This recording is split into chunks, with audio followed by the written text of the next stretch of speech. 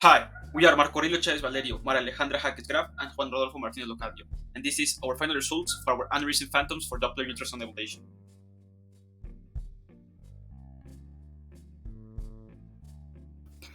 Aneurysms are localized dilations or bulges that form in weakened sections of arterial walls. If undiagnosed, they can rupture and cause life threatening internal bleeding. Clinically, one of the most cost effective and accessible tools to detect and monitor aneurysms is Doppler ultrasound. However, interpreting these images accurately requires training and familiarity with both healthy and pathological flow patterns.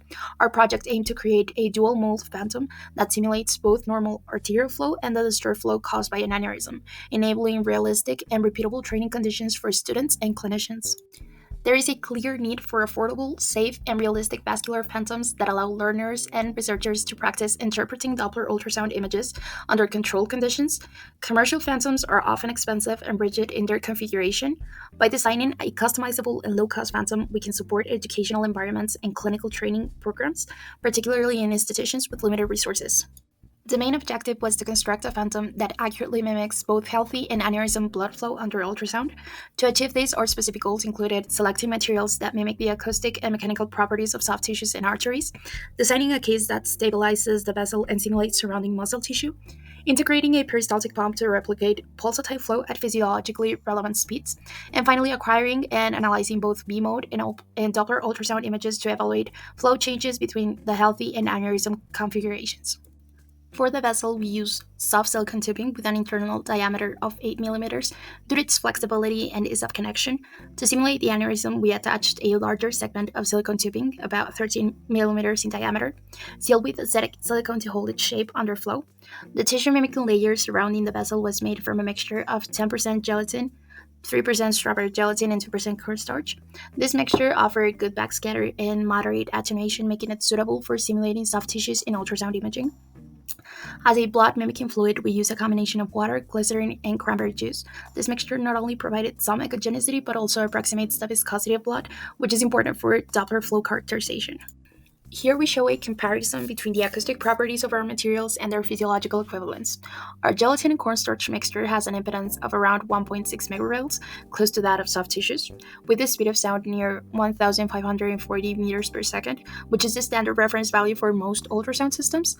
The silicone tubing we used for the vessels had a slightly lower impedance and speed, but it provided enough contrast under V mode imaging to visualize the lumen, while also maintaining shape and stability under pressure. Finally, our blood mimicking fluid showed very similar values to human blood, a speed of sound around 1570 to 1580 meters per second, and an attenuation coefficient of about 0.18 to zero point 0.2 decibel per centimeter per megahertz. This match in acoustic properties is important for ensuring that the Doppler signal behaves similarly to what it would be seen in real vascular scans. Now, let's describe the design specification of our aneurysm phantom model, focusing on the location and size of the arteries on the simulated aneurysm. The goal is to create a realistic ultrasound compatible model for vascular imaging and flow analysis. The main artery in our phantom is represented by a soft silicone hose with an internal diameter of 8 millimeters and a length of 15 centimeters. This size is chosen to mimic a typical human artery, providing realistic vessel compliance and acoustic properties for ultrasound imaging as previously explained. At the midpoint of the arterial segment, we create a simulated saccular aneurysm. Here, the vessel diameter expands from 8 millimeters to 13 millimeters over a length of approximately 20 millimeters. This enlargement was achieved by unifying a larger diameter silicone hose to the main artery, ensuring a smooth transition and eliminating internal air gaps. The aneurysm is precisely located at the center of the phantom, within the transition between 8 and approximately 13 millimeter segments, which are carefully sealed using silicone to maintain acoustic homogeneity. This design allows us to study both the normal and pathological sections within the same model.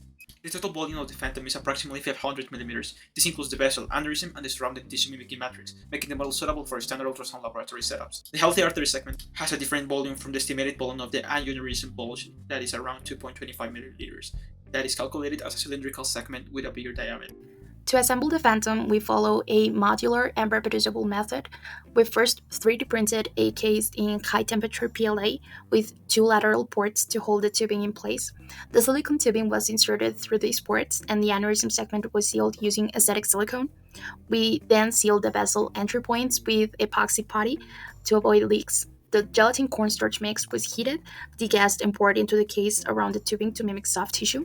After solidifying, we connected the tubing to a peristaltic pump using 3D printed TPU couplings. Finally, we filled the circuit with blood mimicking fluid and checked for leaks before imaging. To ensure precise flow control in our aneurysm phantom, we developed an analog voltage control system using a 12-volt diaphragm pump with a maximum flow rate of 6 liters per minute according to the datasheet. First, we start by recognizing that the pump flow rate is theoretically proportional to the applied voltage. At 12 volts, the pump delivers a maximum of 6 liters per minute, while lower voltages reduce the flow linearly. This gives us a baseline formula to predict flow rates based on voltage settings. Then, we determined the system experimentally. We connected the pump directly to an adjustable DC power supply and incrementally adjusted the voltage. At each voltage, we collected offload in a graduated cylinder for 10 seconds and calculated the flow rate. Then we compared the measured rates to the theoretical predictions to account for tuning resistance and pump efficiency. Finally, we implemented the systems. We adjusted the power supply's voltage knob to the desired flow rates during the test, we monitored the voltage display to estimate flow using current calibration, and we validated flow patterns in real time using ultrasound Doppler imaging during experiments.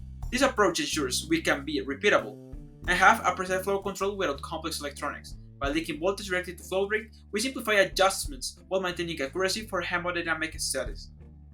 In this section, we present the ultrasound data acquired during the evaluation of the phantom model using both BE-mode and color Doppler imaging.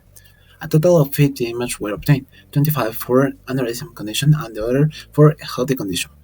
For this slide, we show 6 images that are the more relevant to the study, 3 in a longitudinal orientation and 3 in a transverse view relative to the vessel.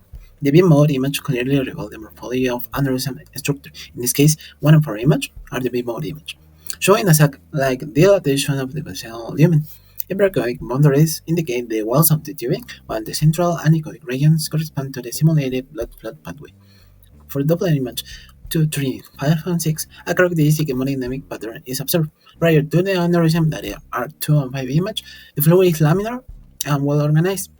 However, when the aneurysm sac 3 and 5, 3 and 6 image, flow irregularities emerge, including regions of both high and low velocity. These findings indicate the presence of deteriorated or turbulent flow, which is physiologically consistent with real aneurysms, where dilatations disrupt the normal velocity profile. Based on the visual and functional assessment of ultrasound image, the phantom successfully replicates the expected anatomical and hemodynamic characteristics of aneurysm. The transition between the healthy vessel segment and the aneurysm region is clearly distinguishable. However, certain areas appear as signal dropouts, some likely caused by the acoustic impedance or poor transmission through the phantom material. Additionally, the overall resolution of the image is somewhat limited, which may restrict precise characterization. In the color Doppler images, both high and moderate flow velocities are clearly visualized. Turbulent flow is evident within the aneurysm, likely induced by the intensity of the pump, which exceeds the tubing's capacity to maintain poorly laminar flow. This mechanical disturbance can the realism of the model. Nevertheless, future improvements could focus on increasing valve compliance or enhancing flow control. To provide an even better analysis, we compared the flow patterns observed in our ultrasound Doppler imaging with those predicted by a computational fluid dynamic simulation made in SolidWorks. First, in the healthy artery, both the ultrasound and simulation show a clear pulsatile laminar flow profile. The average velocity curve in the simulation demonstrates regular peaks and troughs that match the cardiac cycle, while the Doppler color images show uniform filling and directionality, indicating a stable and efficient transport of fluid. When we analyze the artery in an aneurysm, both methods reveal a significant alteration in flow behavior. In the Doppler images, we observe areas of color loss and flow separation inside the aneurysm, which correspond to the zones of recirculation and low velocity seen in the simulation flow trajectory plots. The CFD simulation also shows the formation of vortices and swirling patterns within the aneurysm sac, confirming the presence of flow stasis and complex non-laminar movement. The pressure plots from the simulation highlight more abrupt fluctuations and local peaks within the aneurysms, which correlate with unstable and heterogeneal flow detected by Doppler. Both approaches indicate that the aneurysm leads to lower average velocities, including the regions of stagnant flow and a more chaotic hemodynamic environment compared to a healthy vessel. This phantom successfully simulates aneurysm hemodynamics using accessible materials and modular design, making it ideal for trading. Via and Doppler mode showed clear structural transitions and flow disturbances, including turbulence. Some signal dropout was noted due to acoustic limitations and the material. Further improvements could include adding scatterers volume mimicking fluid using PVA for more realistic vegetables and digital controlling the pump for better flow regulation.